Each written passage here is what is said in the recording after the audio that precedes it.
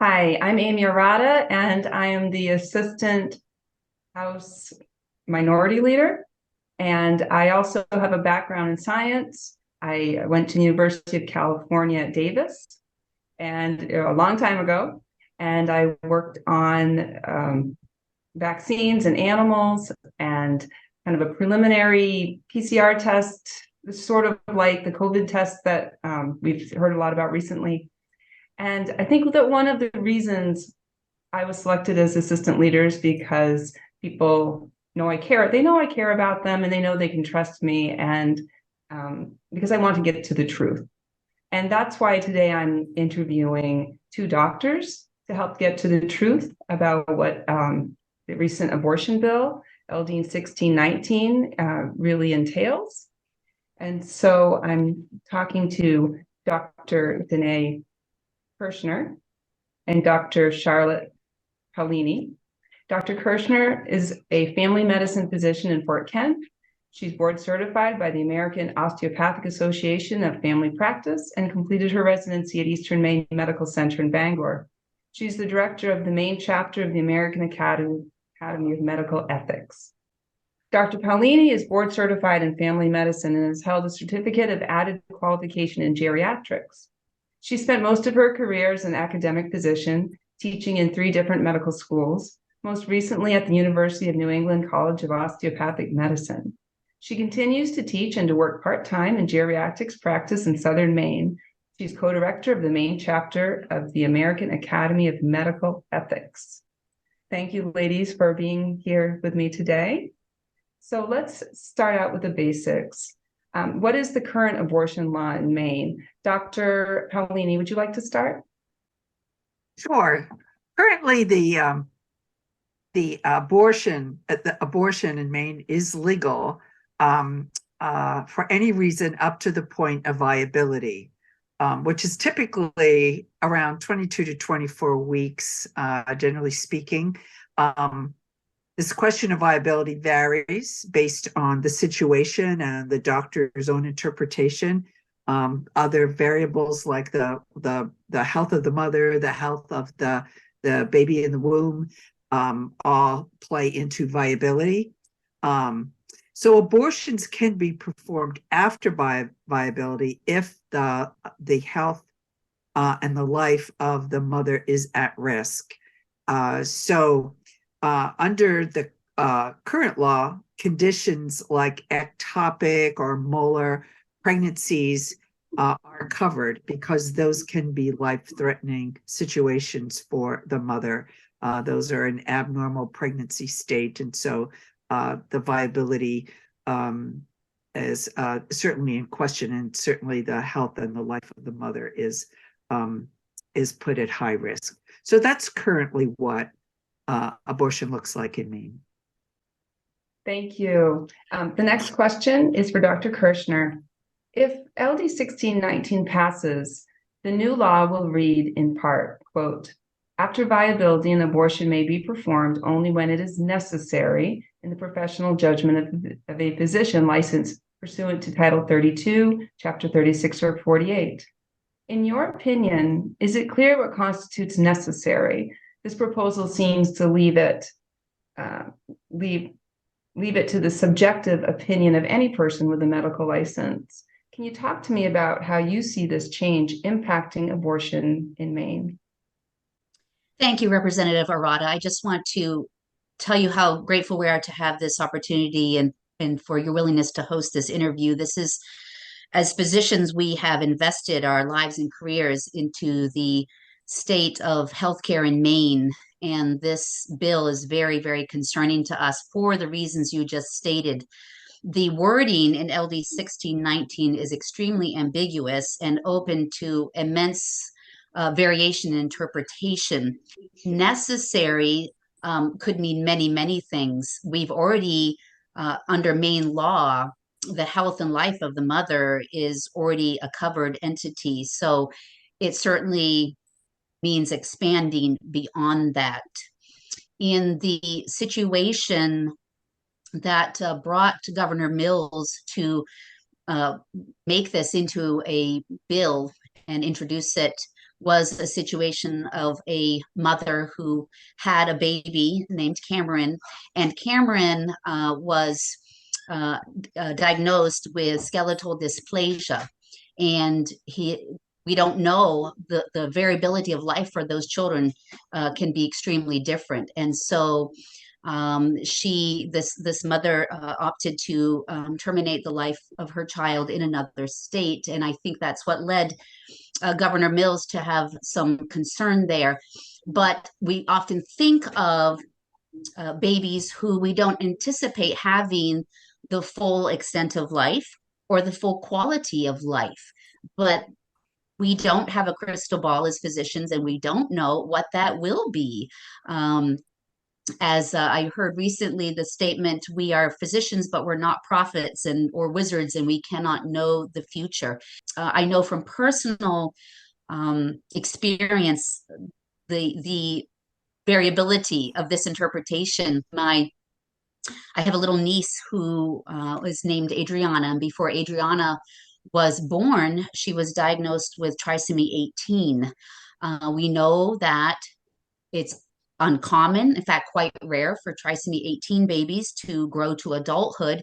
Many of them die before full term and birth, but some of them live, and we don't know which ones will be which. There's really no magical formula to interpret that. In fact, as of just a couple years ago, there was a trisomy 18 adult who lived to be 40 years old, although that's extremely uncommon.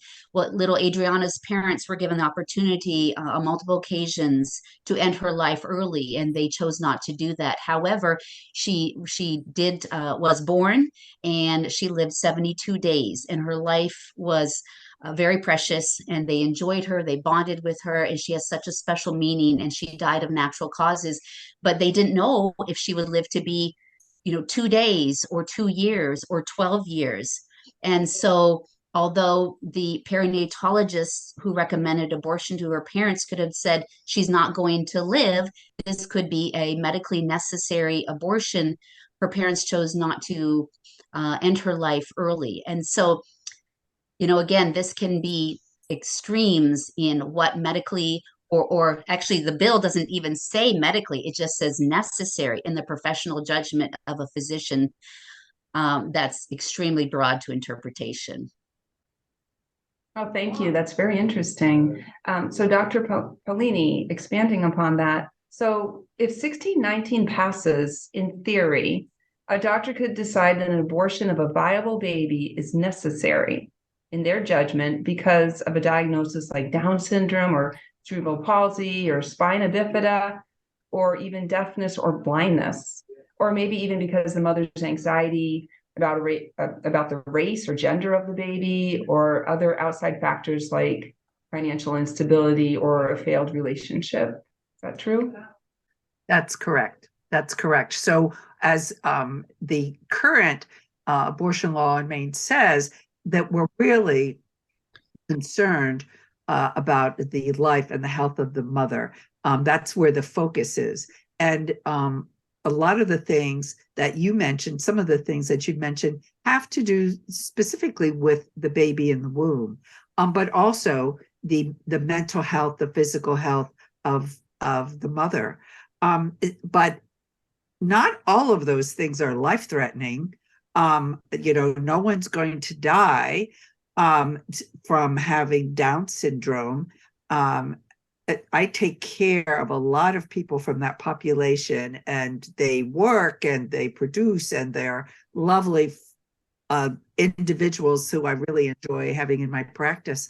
But yes, so those sorts of reasons I find many of them pretty soft in terms of being necessary for the ending of an unborn life. Thank you. Yeah, so I think we've all met people with various challenges, and they've certainly enriched our lives. This bill was proposed to help solve a very sad and challenging, but also a very rare instance of a significant disease diagnosis. Based on my own reading and on your comments, the proposed bill is much more far-reaching than a significant fetal fatal fetal diagnosis. And if LD 1619 were law when baby Cameron was aborted, would it have solved the problem for Dana and her husband? That's a really thought-provoking question, Representative Arata, and I appreciate you bringing it up because this is the case that inspired LD 1619, and this family was in a very, very difficult situation. And as I think as human beings, and especially as physicians, it just elicits all the empathy in our hearts that is there, because no one wants to see families struggle and suffer. Cameron was diagnosed before birth with skeletal dysplasia. And again, many of these children die before they're born, but not all.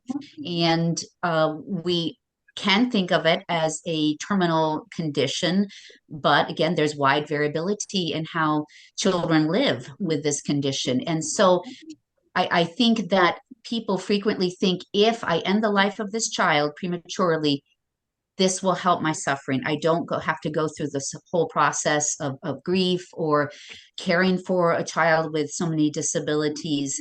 My experience actually has been quite the opposite, in that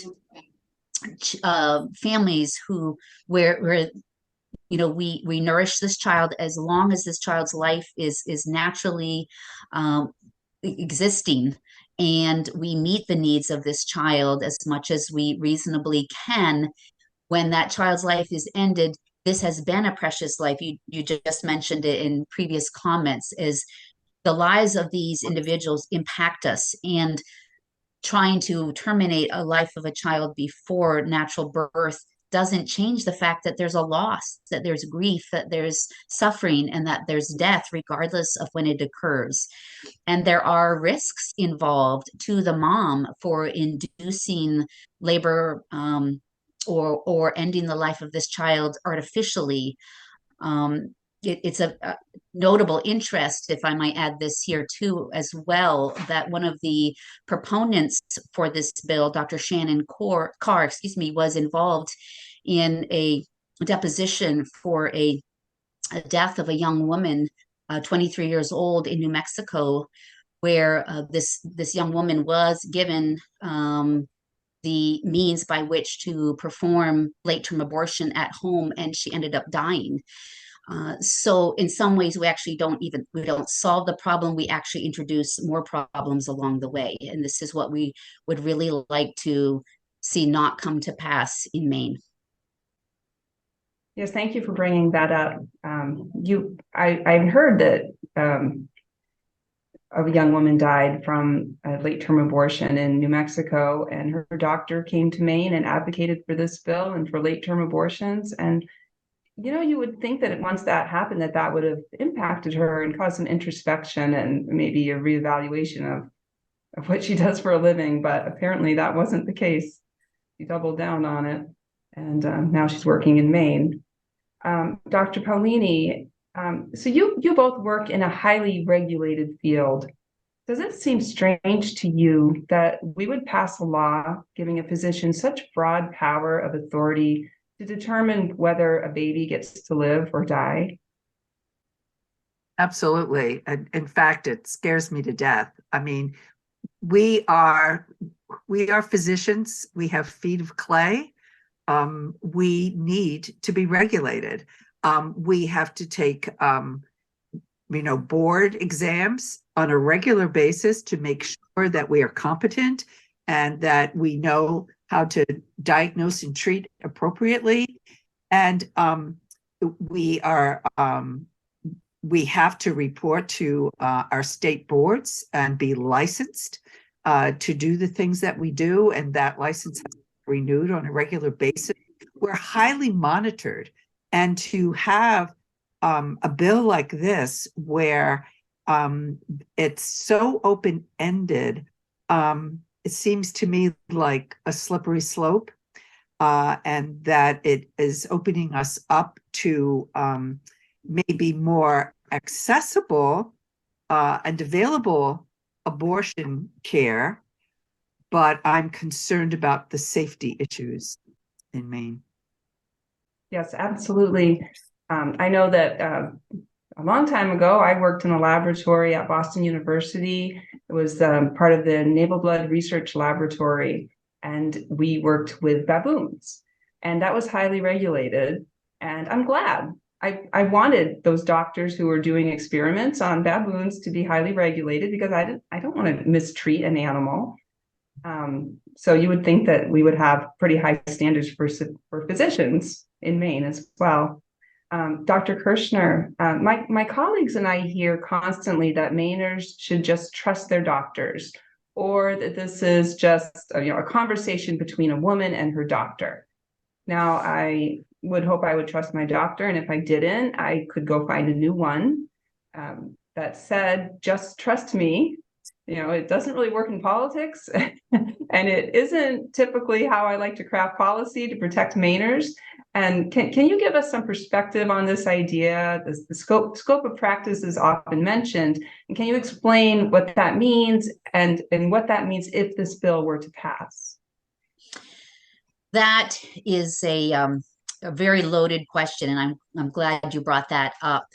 As a physician, ours is a very noble, very humbling profession. I feel honored every day to wake up, to be able to go to work, and to have people who do put confidence in me. And yet, physicians are humans, and there are guidelines for many things, but those are constantly changing. We don't have it all put together. So there's the medical research and guidelines that we go by for many things, but they're not all well outlined, and there's constant research being added to that to help us refine and prevent the loss of life and health. On top of that, there is a personal decision process that goes along to cater medical care to each individual patient and their need. And it's a very high bar to put all of that together. And you have to really stay on top of your game. And even then, you're not going to always make the right and best decisions. And many physicians got into the field because they care about people and they want good outcomes and they want to decrease suffering. And as much as I hate to say it, physicians can be manipulated. We can lose our objectivity because we see suffering, we see pain, and we want to decrease that. The whole opioid crisis is a perfect example of that. Physicians were reprimanded for allowing pain to exist to the level it did, and so we got on board and we doled out opioids very freely, and knowing some of this risk involved, maybe not understanding the full extent of it.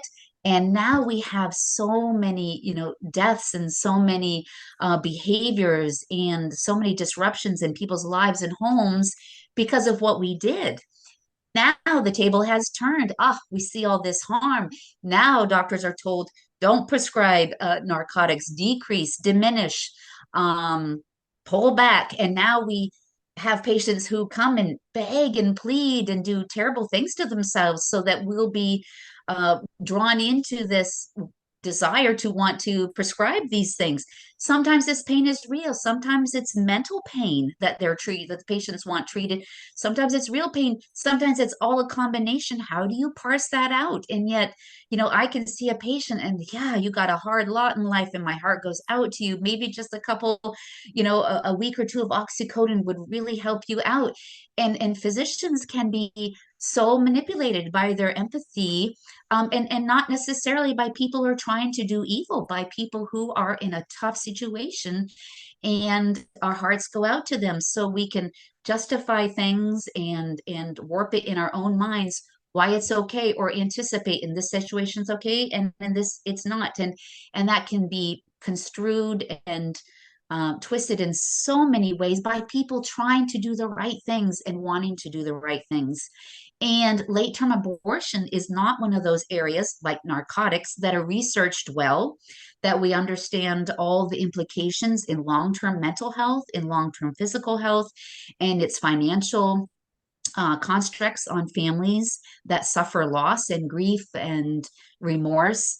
And so, how can we without any parameters, just make decisions on each individual basis without any restrictions. It's a very, very scary situation to me as a physician to see this happening. In addition, as Dr. Paolini astutely brought up, this is not restricted to a physician.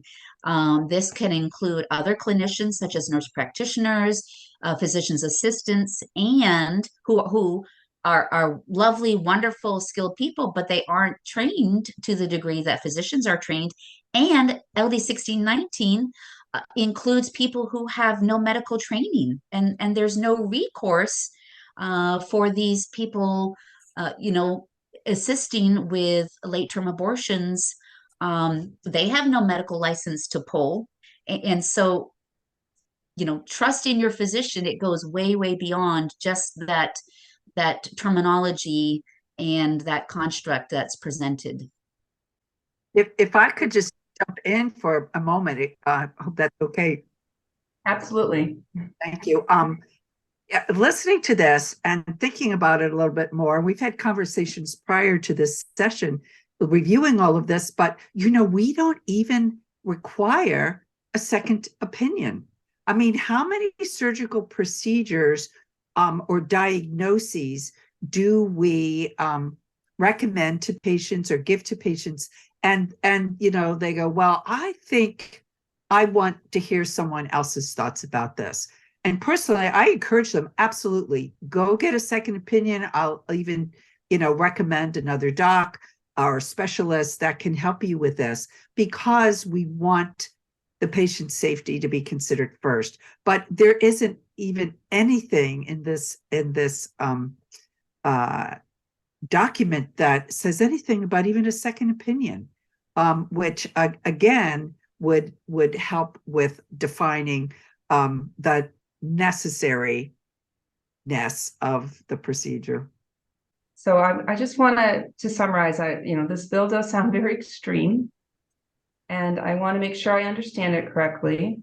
So if LD 1619 were to pass, it would allow physicians to conduct an abortion at any point during pregnancy, up to the birth of the baby. And this would replace Maine's current standard of no abortion after the point of viability, except to preserve the life or health of the mother. And with any abortion after the point of viability, if it's, quote, necessary in the professional judgment of the physician. And the word necessary is undefined, and there are no parameters set to determine necessity. It's left completely up to the judgment of the physician. So it could be the baby's race or gender or minor birth defects or economic issues that the mother may have. So am I accurate? Am I correct, Dr. Paolini, in that assessment? Absolutely. I think that that is a very fine description of what we're facing and what this bill is bringing to Maine. And again, I think that unfortunately, it's going to compromise the healthcare of women in the state, which to me, I just find grievous, particularly as a woman. And I think that we can do better. So I guess I'm going to wrap it up, and thank you both so much for speaking with me. And I hope that my Democratic colleagues are able to watch this video. I really hope that they have access to the same information that I do. And, I really care about fairness for them. And I want them to know that I care about them. If I care about unborn babies who I don't even know, how could I then not care about the people who work across the aisle from me? So I really hope that this will help them to make a good decision in their votes. And this is difficult. This is a hard one. So thank you so much for taking your time with me today. Really appreciate it. Thank you, Representative Arata. It's been a pleasure. Yes, likewise. And thank you for going out of your way to try to support your colleagues and help them to be aware of the conditions, because I think working in legislature is extremely difficult. And I think the majority of people, like physicians, want to do the right thing and need, the tools to help them out. So we're happy to participate.